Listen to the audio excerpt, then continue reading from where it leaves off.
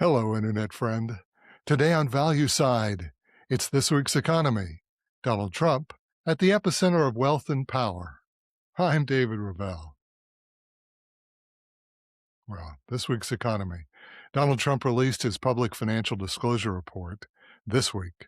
And for the first time in U.S. history, an American president reported an annual gain that measured in the billions of dollars. An astonishing acknowledgment which revealed Trump's twin motivations, wealth and power.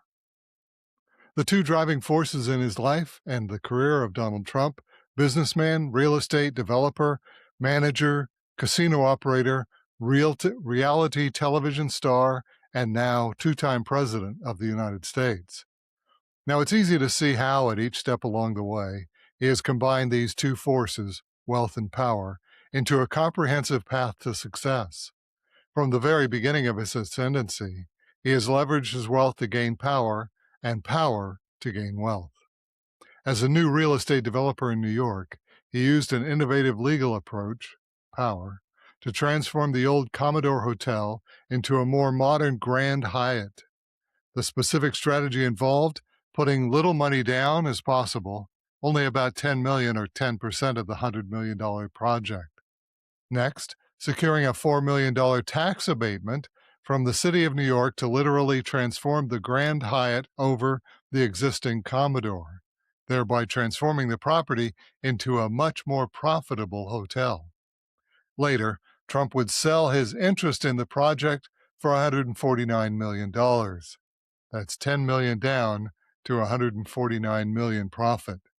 A strong partner, and most of all political clout in New York City, became not only a financial backer through tax abatement, but also a silent partner with an interest in the project's success. The legal process of covenants and permits was transformed to create wealth for Trump, a perfectly legal, but at the same time utterly transformative process. The skyline of New York would never be the same, as developer after developer sought to use the same strategy to enhance their own properties. Next door at the Grand Central Station, the Pan Am Tower was being used using Trump's innovation. However, for Trump, none of this was intended to reform property development in the Big Apple. It was solely for his profit. And this point is critical, and one that many Americans miss. However, he is a master at couching each of his moves in the most positive and altruistic language. In the end, however, Trump operates solely within the constraints of a profit motive. For anyone who may have missed this, Trump's latest financial disclosure will reveal the profit motive reality.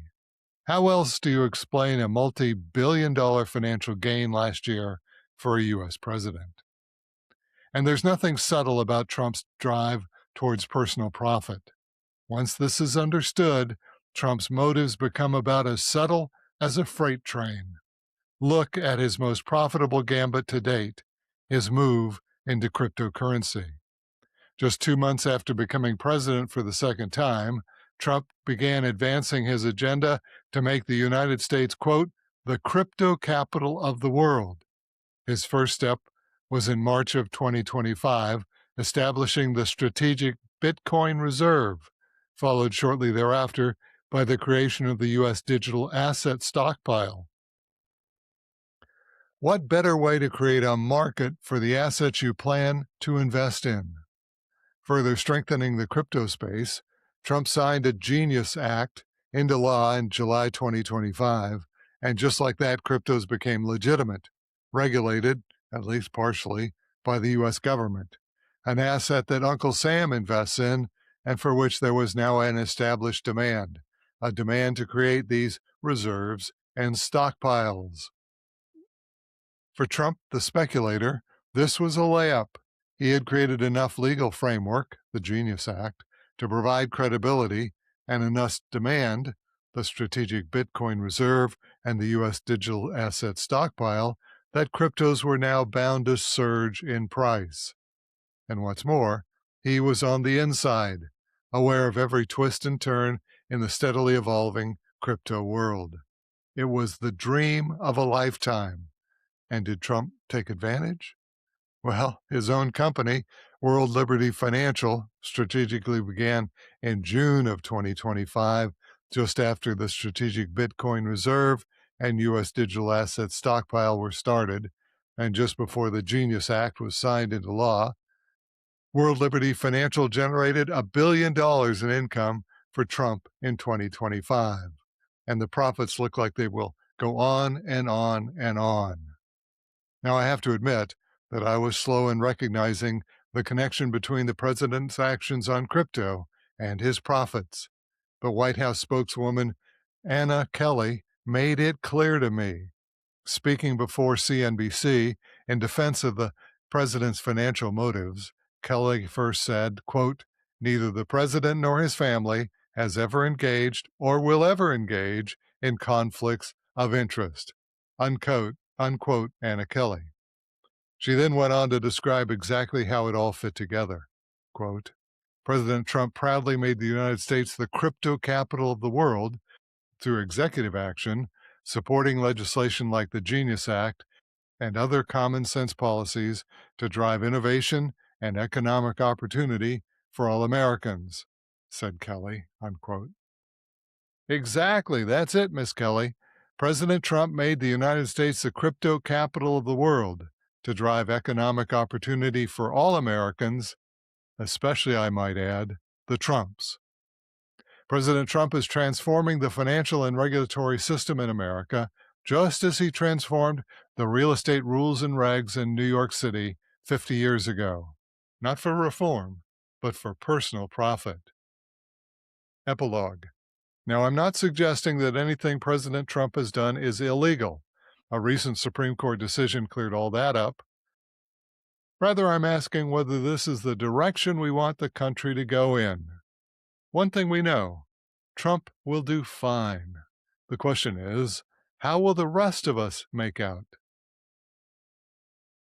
Page 2. America runs on electricity.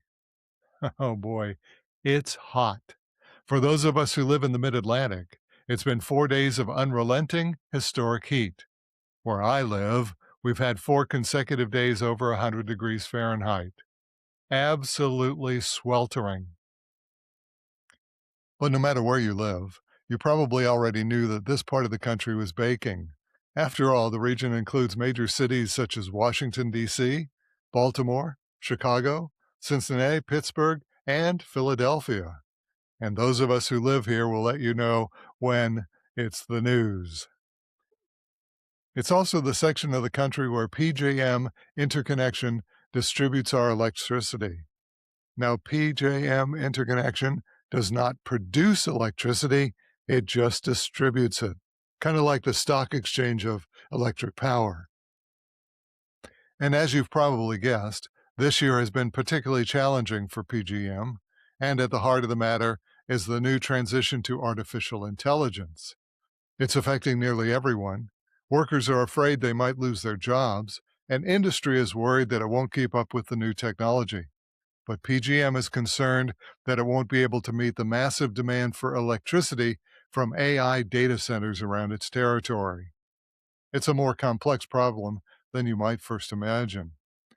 AI data centers, the delicate servers, the equipment inside, all require clean, steady flows of electricity, not the kind of variable, wonky currents that electric utilities may produce when they're driven to meet the excessive demand created by a heat wave like now. Just last month, during another heat wave, PJM came upon a novel solution. They went to the data centers and said, quote, "You're on your own," telling the centers to use their own generators for power rather than relying on PJM. And it worked. It was a short-term fix, but everyone can see that if we want to continue to make progress in data centers, electric vehicles, smart homes, and all the other electric-powered services and projects we want, we have to make some radical changes. And we saw some of those changes last week. The first major change PJM faces was the dramatic increase in the marginal rate for a kilowatt of electricity. While most of PJM's power comes from long-term contracts, In times like these, when demand spikes from heat and data centers, the price naturally jumps. But this year, it's been incredible. The price of a kilowatt in 2024-25 was just under $29. This year, it jumped to over $136 per kilowatt, a rise of over 200%.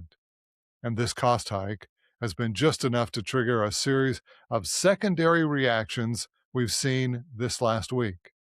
First, a move back to the old ways of traditional power generation. This year, for the first time in a generation, the U.S. industry is preparing to spend billions on electric power. But not just any power, the old power of fossil fuels, natural gas and coal.